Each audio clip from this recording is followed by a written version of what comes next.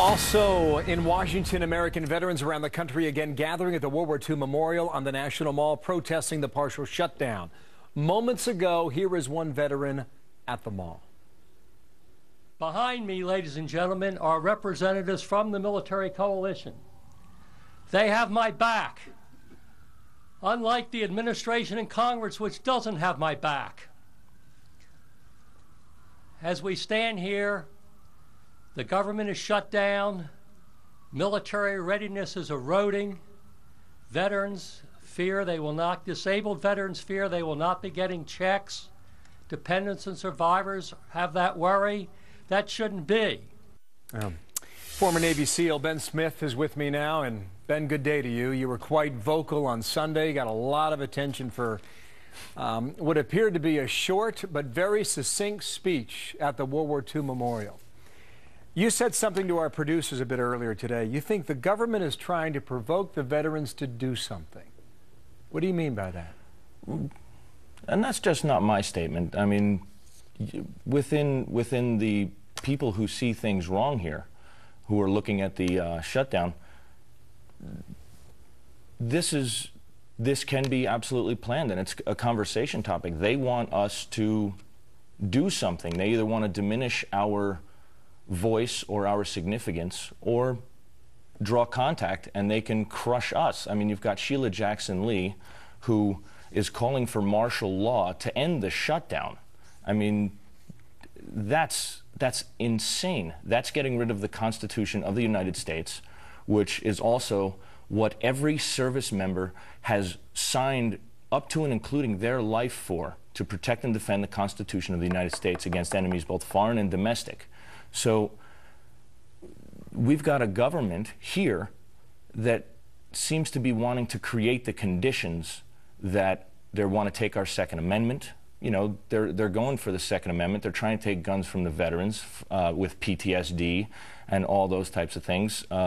Voting rights. In the past elections, there was a lot of problems with the veterans in voting, getting the ballots back from overseas.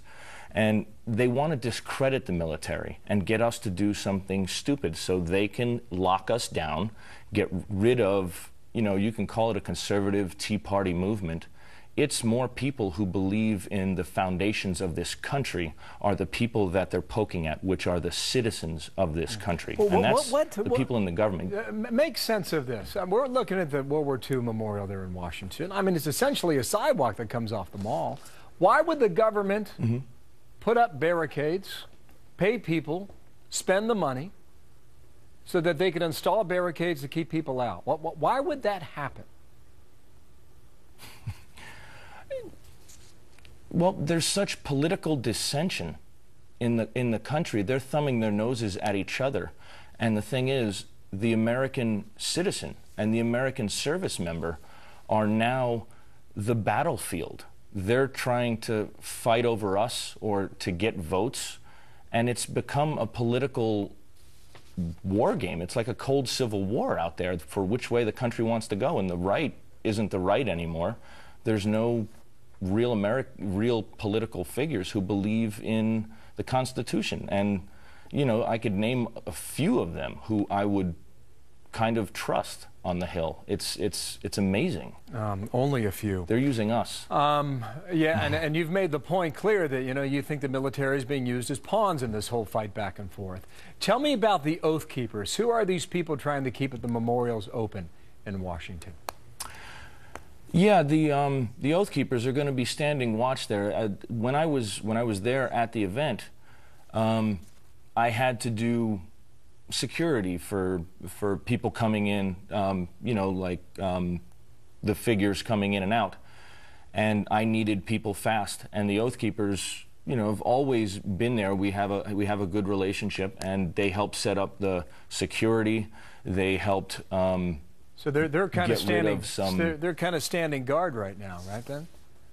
Yes, yes. And you know what? That's who we are. That's just a veteran. It's not in particular to this group.